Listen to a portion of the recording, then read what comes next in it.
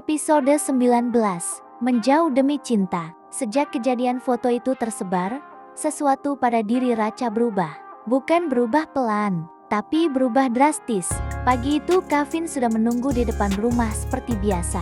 Biasanya Racha akan tersenyum dari jauh, melambaikan tangan, lalu berceloteh panjang sepanjang jalan. Tapi hari ini, Racha keluar bersama temannya, bukan ke arah mobil Kevin. "Racha, ayo," panggil Kevin bingung. Racha berhenti sebentar, menoleh, tersenyum kecil.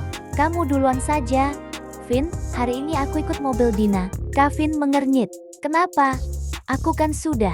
"Tidak apa-apa, sekali-kali saja." Suaranya lembut, terlalu lembut, dan itu membuat Kevin tidak nyaman. Di kampus pun sama, Racha tidak mau duduk di tempat biasanya. Tidak menunggunya, tidak mengajaknya makan. Chat Kevin dibalas singkat. "Iya, nanti saja, aku sibuk." Pendek, dingin, dan terkesan menjauh. Kevin mulai merasa kehilangan. Sore hari, saat Kevin datang ke rumah Racha seperti biasa, Racha sudah menunggunya di ruang tamu. Bukan di kamar, bukan dengan senyum, tapi dengan wajah tenang yang aneh. "Vin, duduklah. Aku mau bicara." Nada suaranya membuat dada Kevin terasa tidak enak. Ia duduk di depannya. Racha menatapnya lama, lalu berkata pelan, sangat pelan, "Mulai besok, kamu gak perlu antar jemput aku lagi." Kevin langsung mengernyit. "Maksudnya, aku gak mau jadi beban hidup kamu lagi." "Vin," kata itu, "beban." Kata itu seperti menampar Kevin keras. "Beban?" Ulangnya pelan. Racha menunduk. "Kamu punya masa depan besar. Kamu calon penerus perusahaan besar. Semua orang tahu itu." Suaranya mulai bergetar. "Sedangkan aku," ia menatap kursi rodanya, "cuma perempuan di kursi roda yang bikin kamu jadi bahan omongan satu kampus." Kevin mulai menggeleng.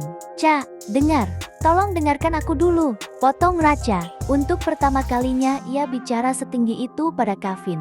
Matanya berkaca-kaca. "Mungkin selama ini kamu cuma merasa kasihan sama aku." Kalimat itu membuat Kevin seperti dihantam sesuatu di dadanya. "Dan aku terlalu bodoh menganggap itu cinta." Suasana tiba-tiba sunyi, hanya suara napas mereka yang terdengar. Kevin menatap Racha tak percaya. Tatapannya berubah, bukan marah, tapi terluka, sangat terluka. Ia berkata pelan, dalam, berat, "Kalau aku kasihan, aku sudah pergi dari dulu, Ca." Racha menahan napasnya. "Tapi aku tetap di sini, karena aku gak bisa hidup tanpa kamu." Air mata Racha hampir jatuh.